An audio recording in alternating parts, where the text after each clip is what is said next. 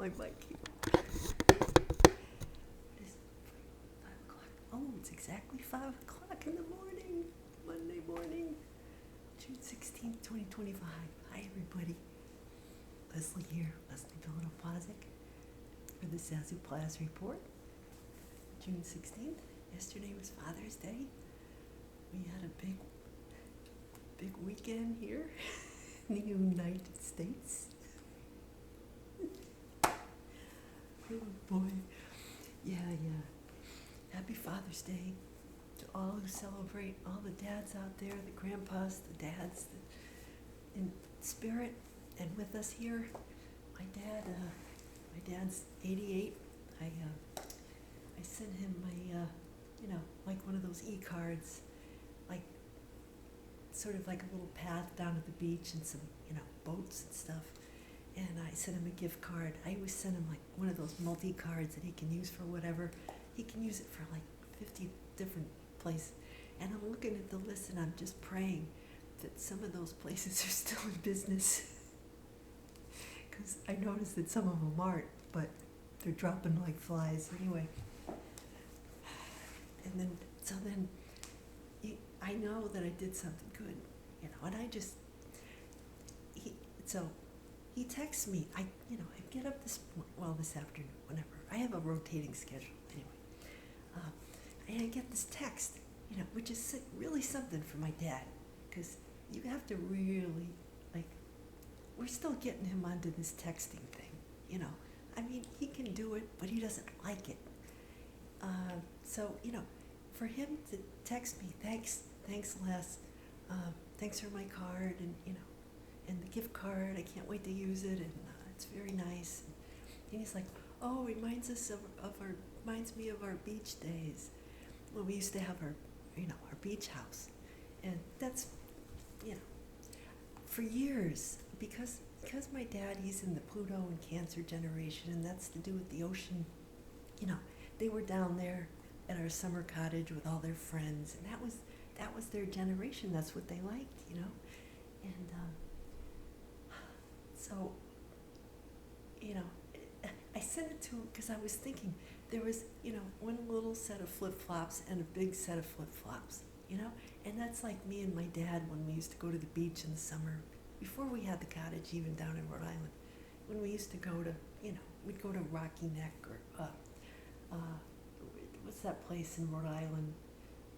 We used to go to, I forget the name of the place, but they had, we'd go for clam cakes and chowder and meet my mom's relatives who lived in Fall River, and there was an amusement park there, and we used to go, and, so there's pictures of me, around 1970 with my dad, and beyond there. But, when I was little, it was about 1970. And then, we'd go when I was 4, 5, 6 to visit my mom. My great-grandmother was the only one I had left, my mother's grandmother. And so, but when we had our beach house, we had this nice motorboat, and my dad would take me out in it. And then all of a sudden, he got this old Mercedes, and he said he needed more room in the garage. I was just learning to take the boat out, I would take my boyfriend lived next door. He had a boat, but we finally had one. It was nice. And I like to go out, in the pond. There was a beautiful pond that led to the ocean behind our house. Even though you couldn't get there from our house, we had to go to the marina. But we we keep the boat at home, put it on the hitch in the back of the car and take it to the marina. And my dad said he got tired of, hauling it around, but he really wanted more room for his Mercedes. So that's why he got rid of it. But anyway, so for years I would give him a card with a sailboat on it. Once or twice we went out on a sailboat. It did not go well. My dad's an earth sign. He's a Taurus. I'm all water, and I loved it, but it just wasn't his thing. So he's like, oh, we see, you gave me a beach, thing. Okay, Dad. Okay. And I just left it. I sent him a heart, and I sent it on its way. And I said, in the past, because my dad, I love my dad, but we love our dads, but anyway, there are things about them that, that tell us things about ourselves. And one thing that I've always known about my dad, is that he's never satisfied. He's never happy with what he's got. He's always got to he always thinks there's something better out there, and he's always trying to meet people, and, he'll play a song, and he'll say, I could have played that better next time, and he taught me, I don't know, maybe that's why I'm a person who's so easily pleased, because I had a dad who was never pleased. He was never. We'd go out to eat, and I'd get something, and I'd be sitting there eating it happily, and he'd like, I should have gotten what you got. So, the thing is, it's nice to realize these things, and, like I'm doing, going out to photos and things, while your dad is still alive, you can ask him things. I'm blessed. I get, certain times I'm thinking, like when I have to drive him somewhere, he's fiercely independent. He doesn't like to be, anytime you got to do something for him, he doesn't like it. He's fiercely independent. But that's why I am. And I think, you begin to see your father as, as a human. First, you worship him when you're a little kid, and then when you're a teenager, you're like, what does he know? Through my 20s, kind of, and then you start coming around a little bit, and then, you have kids, and you see him as a grandpa, and then when the kids grow up, and you're in your 50s, you start seeing you start learning about things in retrospect. You see things, you notice things, and you see that your parents were human, and they did their best. And you also see how you did things with your kids that were different than what your parents did with you. And then you get to, I'm 59.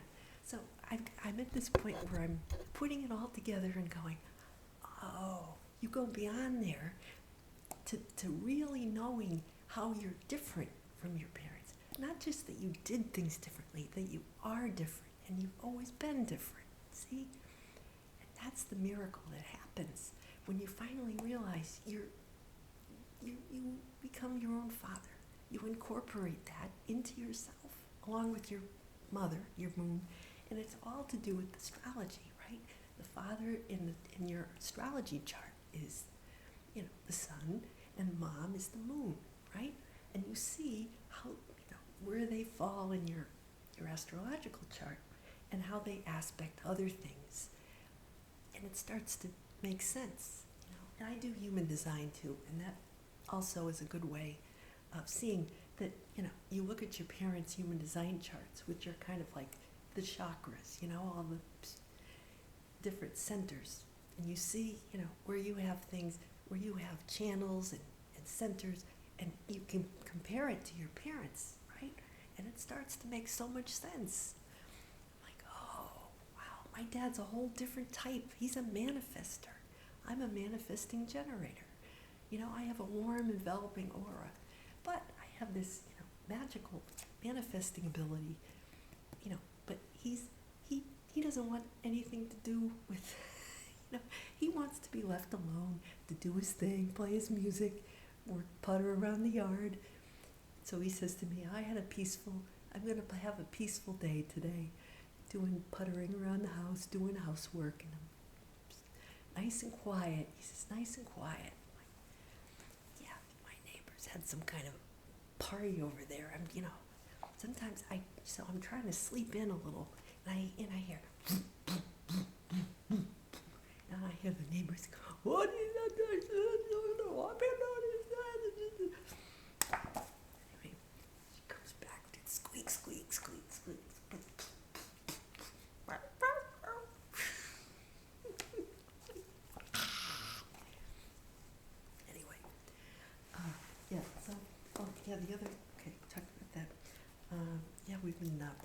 I've been playing some Beach Boys songs, so just a little hint about the song of the week. I'm, paying homage to Brian Wilson, who was the genius behind the Beach Boys, founded it, and genius songwriter and all that. Yeah, so, I did that, and, let's see, yeah, and the other thing that happened, so, I watch videos on my tablet in my bedroom, and I have this little table here, and I put the tablet, in the cover, and I prop it up, but your neck gets kind of sore when you just always look one way, and I have to keep swifting around, and I dropped it, the plastic cover cracked, and I had to order new ones. So anyway, which I got, everything's fine.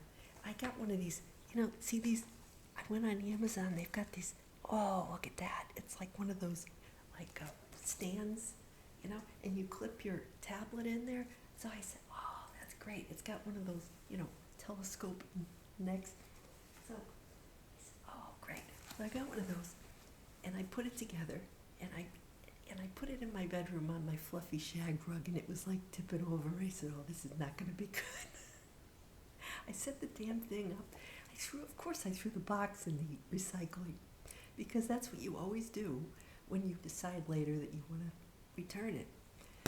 So, but they said that I can return it. I just have to wrap it up, put it in a different box, and they'll take it. So I get my $25 back. But yeah. So what was I talking about? Oh yeah. So I set it up, and I'm spending all my time trying to adjust the stupid thing, and it's like, tipping over. I'm like, that's all I need to fall asleep while I'm watching the damn thing, and it's going to tip over and crash on the floor. I don't need that. And I want to simplify my life, so I said I'll bring the damn thing back. So that's my excitement. The ants seem to have moved on. Those little ant traps seem to be working, so that's good. Anyway, Holy Trinity Sunday. Now squeaky's up. So, that's the Holy Trinity. If you're, Christian, it's the Father, Son, and the Holy Spirit. When, the sign of the cross. It's one of the great mysteries. Growing up Catholic, they always be like, oh, the Trinity is like the shamrock, and it's all one, but it's three different persons, and they confuse the heck out of us.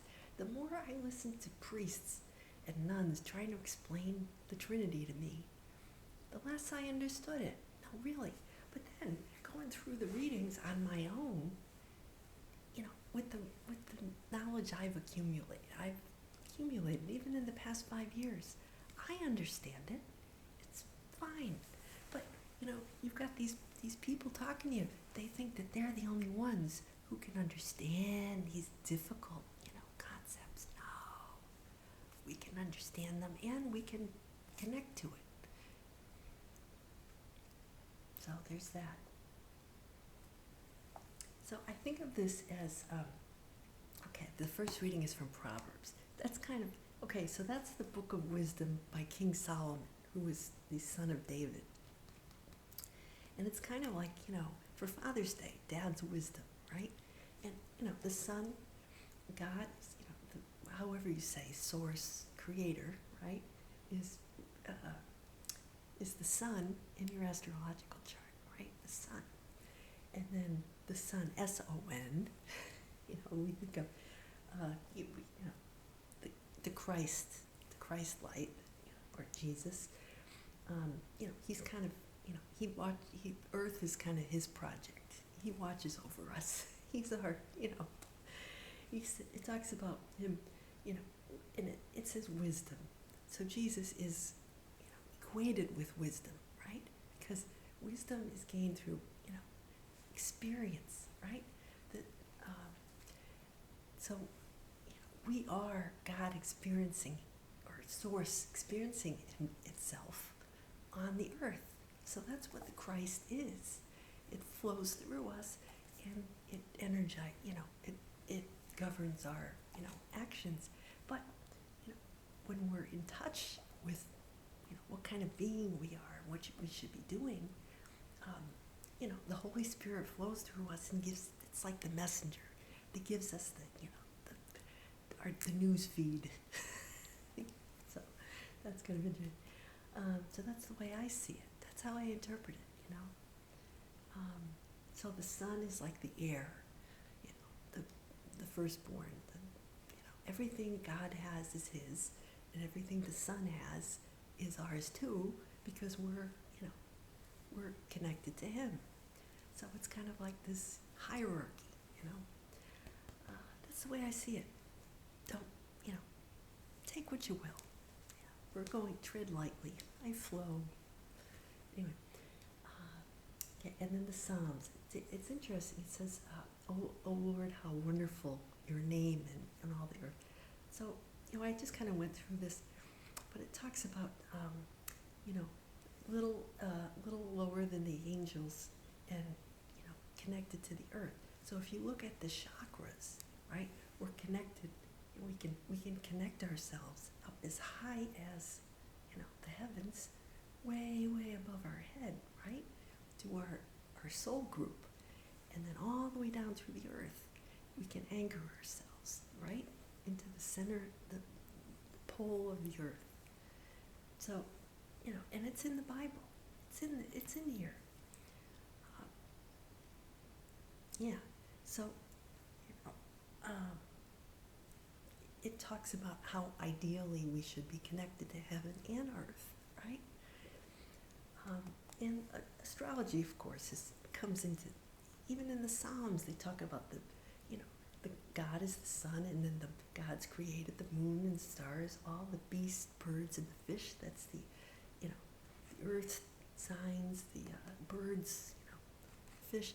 That's, fish are is Pisces. Beasts are like, the creatures. All the different signs of the zodiac come in there, right? The air signs, the water signs, the earth signs, the fire signs. So that's interesting. And then, so Romans, it's like a talk with your dad, letter of Paul to the Romans.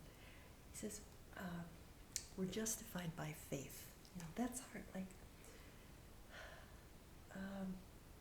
that's where we believe, that what we're doing, like where there's a famous saying, somebody said, if you take a step, my father told me, if you take a step in a direction and it feels good, then you're on the right track, right? That's like faith. That's believing, God has your back, or source, right?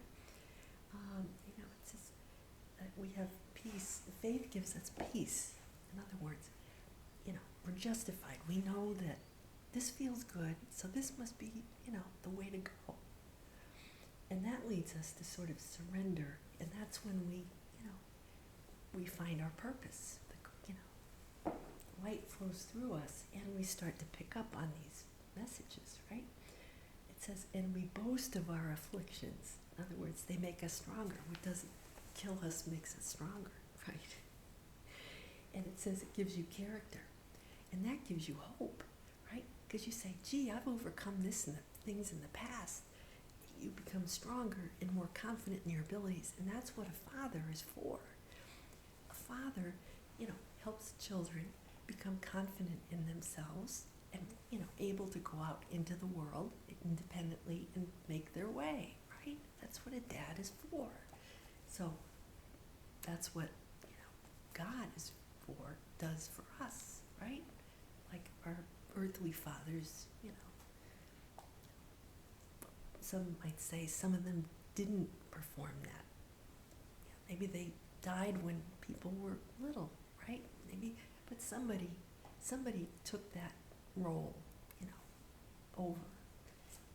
And even if it was, a grandfather or a mother or a special, a teacher or an uncle, right? There's always somebody to step in, even if we don't realize it at the time. So, I think our soul chooses our father and mother, before we're born, and then sometimes it chooses, to not grow up with the father, and in order to learn to become, stronger in that area. I'm lucky I've had my dad all this time.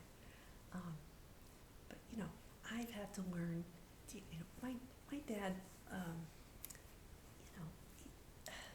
he's taught me things, and some of the things that I might, where some people would say, gee, my dad didn't do this or this and this. Well, the reason he didn't do that is maybe those are the areas that you need to step up and realize, where I see my father lacking is maybe where I feel myself lacking or something, Maybe that's an area that I need to look at more, maybe. So, I'm just butting up. And then the Holy Spirit pours love into our hearts. So we get love from the Holy Spirit, right?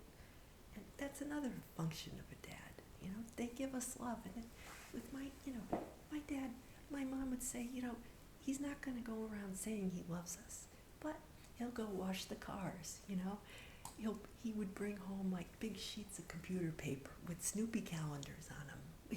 Back in the day when they had the dot matrix printers. My dad worked in, he is a programmer for a big manufacturing company. He was white collar. He's, white collar programming, manager. He was in the engineering department, that kind of stuff. But he'd bring me the Snoopy calendars and I could color, and he did things like that. He would take me on little, Saturday mornings we'd go off together and do errands. That's, one of my fun stories, from my dad. So I got what I needed, from my dad. And I'm still, I'm lucky to still have him in my life. But okay, John 16. So Jesus had a lot more to tell the apostles, kind of like, but they weren't ready. Kind of like when you're growing up and your dad's not going to tell you all, he takes you, when you're a kid, he tells you certain things that you need to know at that time, right? When you're 5, you need to know how to dress yourself, how to,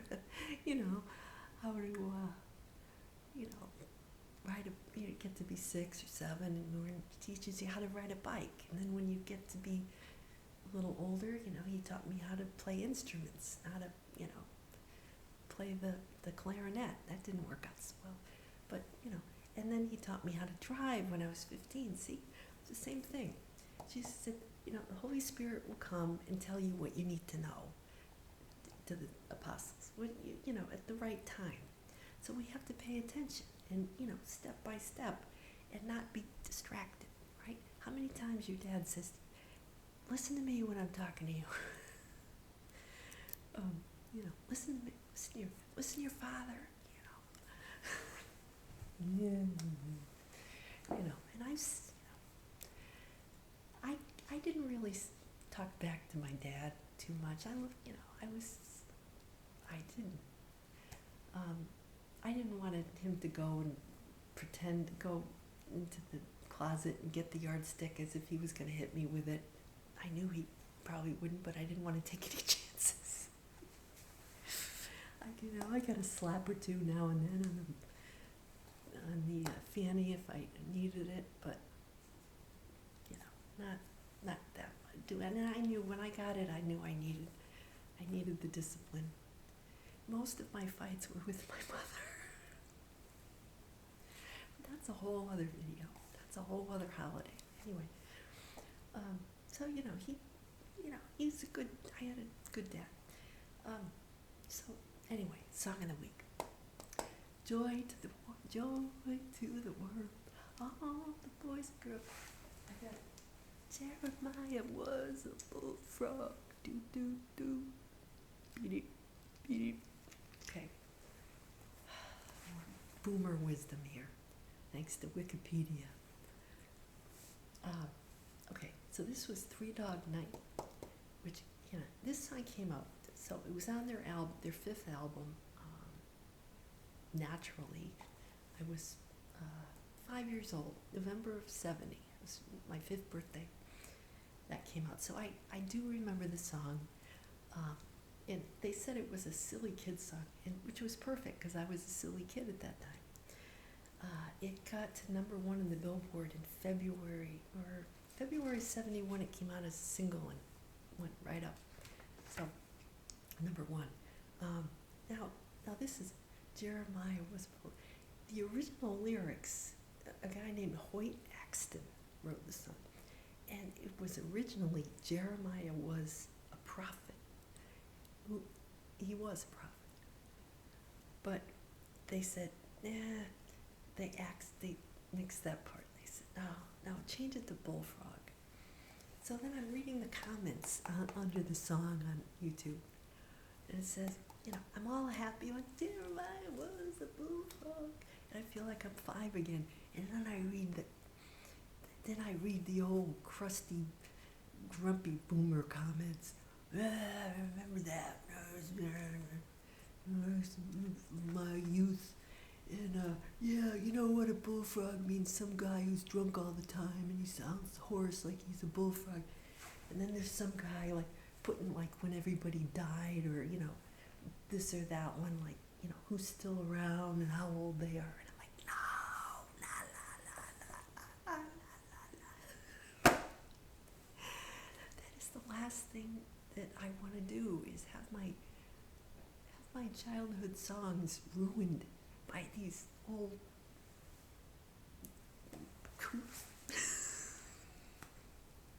Can I say that? I think I can say that. Boomers, crusty boomers, all. Anyway, it's so it's kind of like when I go down to the store. If I make the mistake of going in the morning, there's all these like 7-year-old guys, driving around in old souped-up sports cars with their wives, and they're all fighting with each other. And